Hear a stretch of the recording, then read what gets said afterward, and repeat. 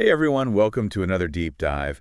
And this time, we are going to get into something that I think is really relevant to pretty much everyone who is listening, whether you're a teacher, parent, anyone who works with kids, or just cares about kids in general.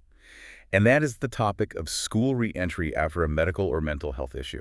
Yeah, this is a really fascinating area, and Yep. we've got a great research article to dig into today. You do. It's titled Pathways to School Reentry for Children and Young People with a Medical or Mental Health Condition, an International Delphi Study. Wow, that's a mouthful. It's a very academic title, It is very academic. but we'll break it down. We will break it down. It was published in a journal called Continuity in Education, and it just came out on March 5th, 2025. Okay, so very recent research. Very recent research. And I think what makes this so interesting is that it's a global study, 56 experts from 18 countries. Exactly. So we're getting a really broad perspective here. Yeah, this isn't just like one little study. This is like This is the big picture. this is the big picture.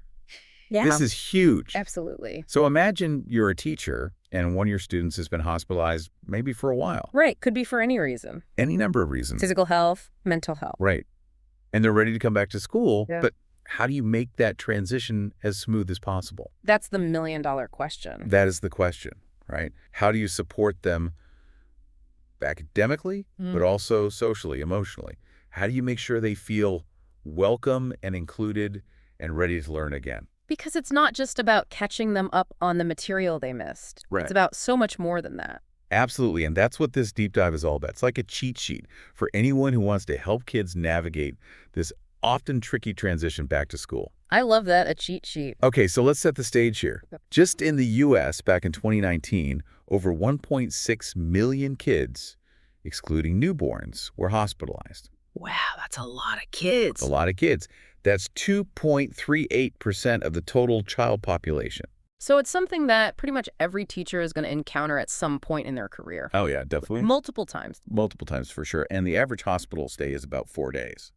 Which might not seem like a lot, but when you think about it, kids are missing crucial learning time. Yeah, and for kids with serious illnesses, those stays can be much longer. Weeks, months, even. Right. And so the disruption to their education and their lives can be really significant. Huge, Yeah. right? It's not just about falling behind on schoolwork. Right. It's about missing out on social interactions, friendships, routines. That sense of normalcy that school provides. Absolutely. And when you consider that school is such a huge part of how kids develop social and emotional skills, that absence becomes even more impactful. Absolutely. The article actually quotes one expert saying, school plays a crucial role in fostering interpersonal and intrapersonal skills, such as emotional regulation and relationship management. Wow. So it's not just about academics. Not at all. It's about learning how to be a human in the world, Ex- how to navigate relationships, how to manage your emotions, all those essential life skills. And when you're out of school for a while, you miss out on opportunities to practice and develop those skills. That's a really good point. And it makes me think about the kids who are returning after mental health hospitalizations, Right. because that transition can be particularly abrupt. Absolutely. And there's often a lot of stigma associated with mental health challenges. Unfortunately, yes. So these kids might be dealing with a lot of complex emotions on top of everything else, And they may have ongoing care needs, medication therapy appointments. which can make it even harder to settle back into a routine. Definitely. And research shows that if those post-discharge needs aren't met, rehospitalization rates actually increase. So supporting these kids isn't just the right thing to do, it's the smart thing to do. Absolutely. It's an investment in their well-being and their future. Okay, so we've got this complex situation, lots of moving parts, lots of challenges. Right. So how did this research even begin to tackle something so multifaceted? Well, that's where the Delphi study comes in. Okay, tell me more. So imagine bringing together experts from all over the world, doctors, teachers, therapists, researchers. A global brain trust. Exactly. And you ask them to brainstorm and refine a plan for successful school reentry. Like a global think tank dedicated to making this transition smoother for kids. Precisely. And that's exactly what they did. Amazing. And what came out of all that brainstorming? Well, they actually came up with two separate models. Two separate models. Recognizing that kids returning after physical health challenges need different support than those coming back after mental health treatment. That makes a lot of sense because the journey back to school looks very different depending on what the student has been going through. Exactly. Okay, so two models, one for physical health, one for mental health. And one key difference is that the mental health model combines the discharge and pre-reentry phases. Hmm. I'm curious about that. Why is that? Well, kids returning after mental health treatment often don't need homebound education like some kids recovering from physical illnesses might. Oh, that's a good point. So the focus is on making that transition from the hospital back to school as seamless as possible. So if you're working with a student returning after mental health treatment, you need to consider that they're jumping back into school without that gradual homebound step. Exactly, and that can be a big adjustment. That's a really valuable insight right there. And it highlights the need for really thoughtful planning and support. Absolutely. Okay, so we've got these two models. And before we dive into the models themselves, there are a couple of key terms the article defines that I think would be helpful for us to understand. Sure, let's hear them. Okay, so the first one is learner. Lermer. And you might think, well, that's obvious, but the researchers specifically highlight this term because it's inclusive of anyone involved in education. Regardless of age or gender. Right. It's about moving away from those traditional labels like pupil or student and recognizing that learning is a dynamic process. Not a static state. I love that it puts the emphasis on the individual and their unique learning journey. Absolutely. Okay, so learner is the first term. What's the other one? The second term is school readiness. Okay, school readiness. And it's not as simple as it sounds. How so? Well, the research defines it as the outcome of a multifaceted assessment. Multifaceted, so it's not just one thing. Not just one thing. It includes academic readiness, physical readiness, cognitive readiness, social emotional readiness, and learner and family readiness. Wow, so it's not just about whether the child is physically well enough to be back in a classroom. Right. It's about their overall well-being and their ability to engage in the learning process. Exactly. And I love that it even includes the family's readiness because I think that's often overlooked. Absolutely. Families play such a crucial role in supporting kids through these transitions. They're the experts on their child's needs, strengths, anxieties. And these models really emphasize the importance of including their voices in the re-entry process. So it's a team effort from the very beginning. Absolutely. Okay, this is getting me really interested in the nitty-gritty of these models. Let's get into it. Can you tell me a bit more about how they're structured? Sure. So both models are divided into different time phases reflecting the stages of the reentry journey. Okay, that makes sense. The physical HSRM, which is designed for learners returning after a physical health condition, has 7 distinct time phases. 7. 7, they start with hospital admission and initial planning and go all the way to post-reentry support and monitoring. That's a comprehensive approach. It is. It recognizes that support is needed long after the child is physically back in school. Okay, what about the mental health model? How does it break down the time phases? The mental HSRM, as I mentioned, combines the discharge and pre-reentry phases. Right, because we talked about that. Recognizing that for many learners with mental health conditions, the transition back to school happens more quickly. It then moves through initial reentry, early support and adjustment, and finally, ongoing support and integration. So both models provide this roadmap guiding us through the different stages of reentry and highlighting what needs to be considered at each step. Exactly. And within each time phase, there are specific actions that schools and families can take to support the learner. Okay, so that's where the rubber meets the road, Yeah. right? What do these models suggest schools and families actually do to support these kids? Well, that's where the real meat of these models lies. And it's not just about logistics. It's about creating a supportive and welcoming environment for these kids. I like that. One of the key actions highlighted in both models is welcoming, Welcoming. making sure that the learner feels truly seen, heard, and valued upon their return. I can imagine how important that is after being away for so long. Walking back into a classroom can feel daunting, even intimidating. Absolutely. It's about creating that sense of belonging, that feeling of, I'm glad to be back and people are happy to have me here. Another action that jumps out at me is empowering communication and connections. This goes beyond just sharing information. It's about fostering genuine connections between the child, their classmates, teachers, and medical staff. It's about building a team around the child, ensuring everyone is on the same page, and working together to support them. It's about creating a network of support that wraps around the learner, catching them if they stumble, and cheering them on as they succeed. I love that image. And that leads us to another crucial action: assessing, monitoring, supporting. Yes. This isn't just about checking in on academics.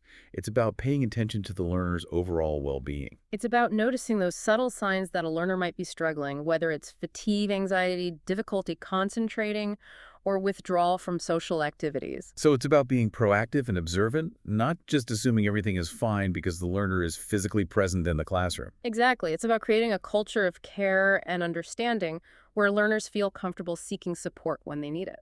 One action that I find particularly interesting is explain the illness and its management in school. Oh, yeah, that's a good. I can see how this could be really empowering for the learner and help create a more understanding and inclusive classroom environment. Absolutely. It's about moving away from whispers and speculation and having open and honest conversations about health and well-being.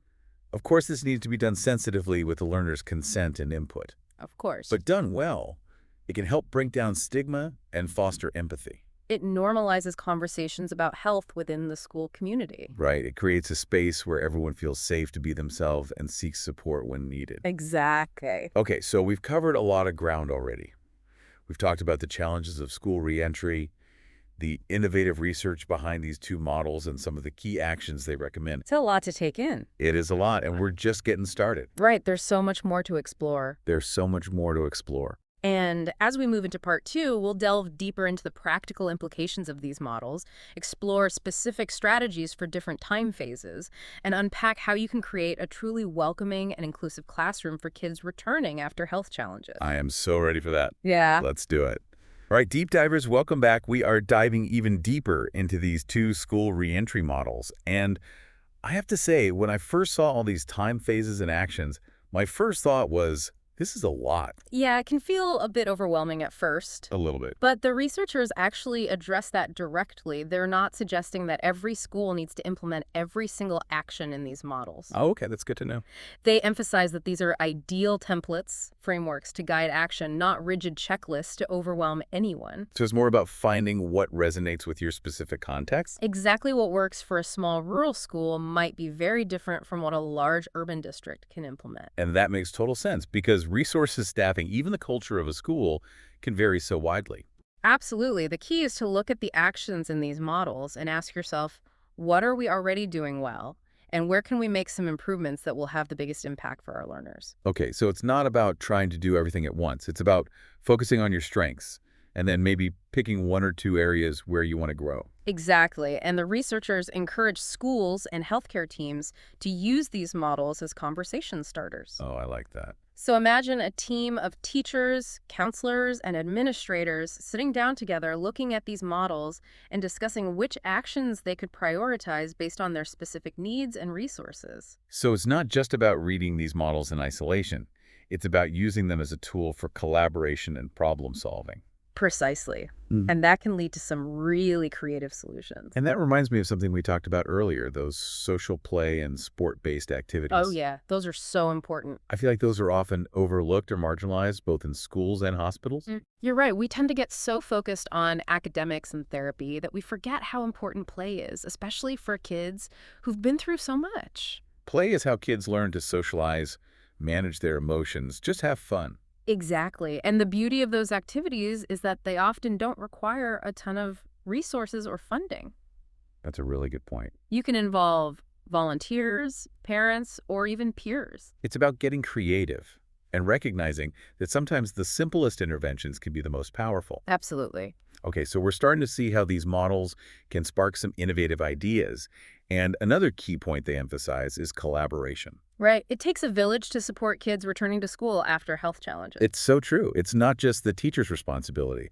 We've got doctors, nurses, therapists, school counselors, families. Everyone needs to be on the same page. And the models provide a framework for that communication. Right. For sharing information, coordinating care, and making sure the learner's needs are at the center of everything. And it all starts with that assessment of school readiness, which, as we talked about, is much more nuanced than just checking if a kid can climb the stairs. Exactly. The models push us to think about readiness from multiple angles: academic, physical, cognitive, social, emotional, and even the readiness of the learner's family. So it's truly a team effort with input from medical professionals, educators, and the family. Working together to create a plan that supports the learner's individual needs. Speaking of teams, these models also have implications for how we think about teacher training, especially for those who work with hospitalized children. You're talking about hospital educators, those amazing individuals who provide education and support to kids while they're in the hospital. Exactly. They play such a vital role in helping these learners stay connected to the learning process. And these models can be invaluable tools for training hospital educators, equipping them with the knowledge and skills to guide these learners and their families through the reentry process. So it's about empowering them to be more than just academic instructors. They become advocates, collaborators, a bridge between the hospital and the school. Precisely. Okay, I'm really liking where this is going. So we've talked about how these models are frameworks, not checklists, how they emphasize collaboration, and now this idea of empowering hospital educators. And let's not forget the emphasis on proactive planning. Right, right. And that's where the reentry plan comes in.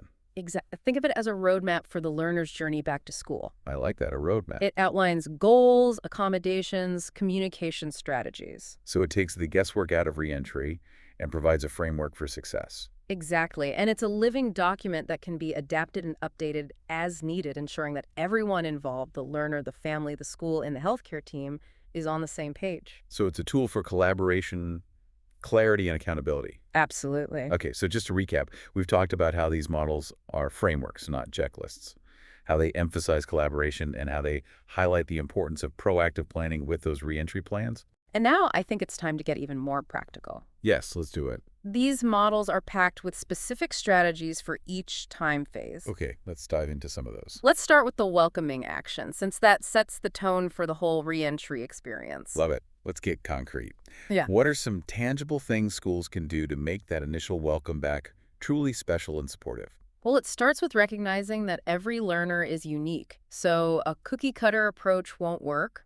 But the models do offer some great ideas to get you thinking. Okay, I'm all ears. One simple but powerful gesture is to have classmates create personalized welcome back cards or videos. Oh, I love that I can just picture a group of kids decorating cards, writing messages of encouragement, maybe even sharing funny memories of things they did together before the learner was absent. Exactly. It shows the learner that they were missed, that their classmates are happy to have them back, and that they're part of a community. And, it doesn't have to be anything elaborate, even just a simple welcome back banner or display with photos of the learner and messages from classmates. Those visual reminders can be really powerful, especially for younger learners. And it can be a great conversation starter, allowing classmates to share their memories and welcome the learner back into the fold. And let's not forget the power of simply acknowledging the learner's return in a positive and affirming way. A simple, "Welcome back, we're so glad to have you here," can go a long way in making them feel comfortable and included. It's those small gestures that convey a sense of belonging and support. And remember, the welcoming action isn't just a one-time event. Right. It's about creating an ongoing culture of warmth, inclusion, and support. Exactly. That might involve having regular check-ins with the learner, providing opportunities for them to share their experiences, and creating a classroom environment where everyone feels safe to express their thoughts and feelings. So it's about creating a space where vulnerability is welcomed and where differences are celebrated. Beautifully said. And that brings us to another important action: empowering communication and connections. Yes, this is a big one. How do we make sure the communication is flowing smoothly between the learner, the family, the school, and the healthcare team? Well, the first step is to establish clear communication channels. So who is the point person at the school? How will information be shared? Right. Are there regular meetings scheduled to discuss the learner's progress and needs? It sounds like we're talking about creating a system, a structure that ensures everyone is in the loop and that important information isn't getting lost in the shuffle. Exactly. And it's important to remember that communication isn't just about sharing information, it's about building relationships. Right, we've got to move beyond those just the facts kind of updates. The models emphasize the importance of fostering genuine connections between everyone involved. So it's about creating a team around the learner where everyone feels valued, respected, and heard. And it's also about empowering the learner to be an active participant in their own reentry process. That's such an important point. We don't want to make assumptions about what the learner needs or wants. We need to involve them in the decision-making process, give them choices, and respect their preferences. Absolutely. It's about recognizing that the learner is the expert on their own experience. And when they feel empowered and in control, they're more likely to have a positive and successful reentry. Okay, we've covered welcoming and empowering communication and connections. Now let's move on to another key action that really resonated with me: assessing, monitoring, supporting. This one is crucial. It is, but I can also see how this could be really time-consuming for teachers who are already juggling so much. Yeah, that's a valid concern, and the models acknowledge that this action requires a shift in mindset and a commitment to ongoing observation and support. It's not just about checking boxes or giving you a one-time assessment. Right. It's about paying attention to the learner's cues, both verbal and nonverbal, and being responsive to their needs. So it's about being a detective looking for clues that might indicate the learner is struggling or needs additional support. Exactly. And it's also about being proactive. Don't wait for the learner to come to you with a problem. Okay, so check in with them. Regularly observe their interactions with classmates. Talk to their family. Right. To get a holistic view of their well being.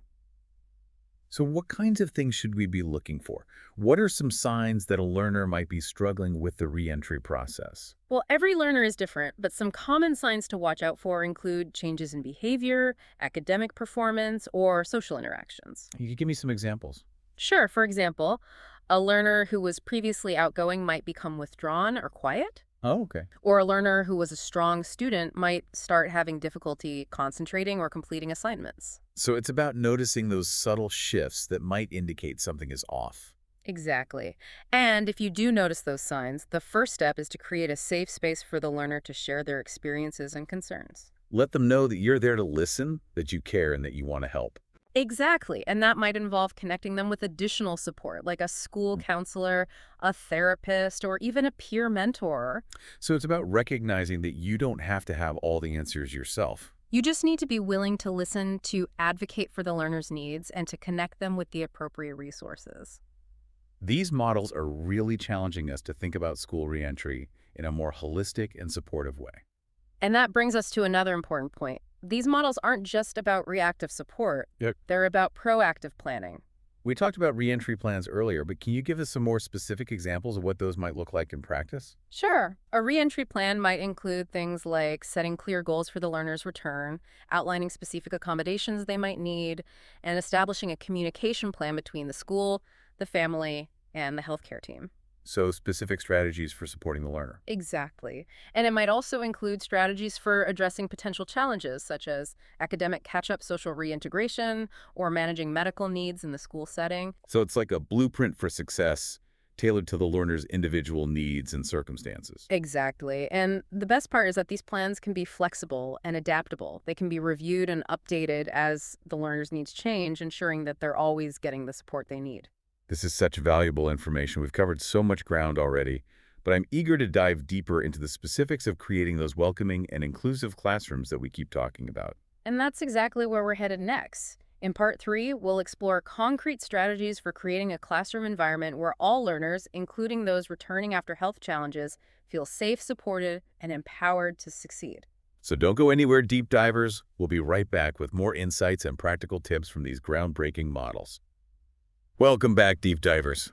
We're the home stretch of our school reentry exploration, and I'm pumped for this part because we're getting down to brass tacks. Love it. It's all about application, right? Yes, we've done the research, the models, the big ideas, but now it's like, okay, what can I actually do in my classroom to make it super welcoming for kids coming back after being out for health reasons? It's where the rubber meets the road, making those theories come to life. Totally. So let's start with the basics. The physical classroom itself. How do we set it up to be as welcoming as possible? I always tell people, think of it like you're setting a stage for someone who's probably feeling a jumble of emotions, nervous, excited, maybe a little overwhelmed even. Right, like so many things going on at once. And that physical space can either add to that stress or help calm things down. It's like first impressions matter, right? Huge. And so much of it is about being prepared. Like what kind of prepared? Well, think about the needs of the student who's returning. If they're in a wheelchair, are there clear paths? Are desks adjustable? Things like that? Remember when I was a kid, we had a classmate come back after a broken leg, and no one had thought to adjust his desk. So he was kind of stuck there, leg propped up, all awkward. Oh, I bet that didn't help him focus. Not at all. And it made everyone else kind of stare at him, too. That's exactly what we want to avoid. We want the student to feel like, hey, they were thinking about me. I can fit in here. So it's those little details that say, we're ready for you. 100%. But it goes way deeper than just physical stuff, too, right? The vibe, the overall feeling. That's it. The emotional climate is huge EE, and one of the best things you can do is get the other kids involved. I was going to say that because it shouldn't be all on the teacher to make it welcoming, right? No way. It's a team effort. And before the student even comes back, why not have a class discussion about empathy, understanding, those big concepts, but related to the situation. I bet you could get some amazing ideas from the kids themselves. Well, for sure. Things like making welcome back cards or even just planning a fun activity together. Nothing fancy, just so it's like, hey, we're a group and you're part of it. And those simple things, honestly, can mean the world to a kid who's feeling unsure. Oh, especially if they've been out for a while and might be worried about whether things have changed or if their friends are still their friends. So it's not just about the day they return either, right? Nope, it's got to be ongoing. Check in with the student regularly, see how they're doing, but also do it with the whole class. Like make it a normal thing to see how everyone's feeling. Exactly. Create a space where it's okay to not be okay to talk about tough stuff. And that goes for language too, right? Oh, huge, huge. Like, we've got to be super mindful of the words we use. Because sometimes, even with the best intentions, we say things that can make someone feel singled out. It happens all the time. So instead of saying something like, oh, you're back so soon, you must be feeling much better, try, welcome back, we're glad to have you here. I see the difference there. It's not making assumptions about how the student is feeling or putting pressure on them to be all better. Exactly. And it avoids those labels, too. Like, instead of saying, oh, the student with the whatever their condition was, just refer to them by their name. Makes them feel like a person, not a diagnosis. Exactly. And that benefits everyone in the class because it normalizes the idea that we all have differences and that's okay. It's like you're building a community of acceptance. Couldn't have said it better myself. But before we wrap up this whole amazing deep dive, there's one more thing I wanted to touch on. Okay, hit me. You mentioned class readiness earlier, kind of contrasting it with school readiness, which is what the research focused on. Can you explain that a bit more? Yeah, so the research is awesome for figuring out if a student is ready to come back to school. But what I find so interesting is thinking about it the other way around. Is the class ready for the student? Boom, exactly. It's like a whole new perspective. Because we're so used to thinking about the student needing to adjust. But what if the classroom adjusted too? What if we saw those differences not as problems, but as opportunities to learn and grow as a class? Okay, so how do we actually make that happen? How do we cultivate that class readiness? It's a big question, but honestly, it can start with small things. Think about the books you read, the discussions you have. Are you exposing students to diverse perspectives, including those related to health and well-being? You could even have students share their own stories if they're comfortable, of course. Love that. And don't underestimate the power of your own example as the teacher. Right, like we have to walk the walk, not just talk the talk. 100%. Because when you genuinely value empathy, inclusion, respect, it shows and it creates this ripple effect that goes way beyond just your classroom. Deep divers. Yeah. I think we've just about reached the surface of this incredible deep dive. We covered a lot of ground, for sure, from the nitty-gritty research to those big picture ideas about creating inclusive spaces. And remember, these models are just the starting point. The real work begins when you take these ideas and make them your own. Experiment, adapt, collaborate, and most importantly, listen to your students. Because at the end of the day, it's all about creating learning environments where every child feels seen, valued, and empowered to thrive. Couldn't have said it better myself. Thanks for joining us on this deep dive. We've linked to the full research article in the show notes so you can check it out. And as always, we'd love to hear your thoughts, your experiences, and your own brilliant ideas for building more inclusive school communities. Keep diving deep and keep learning.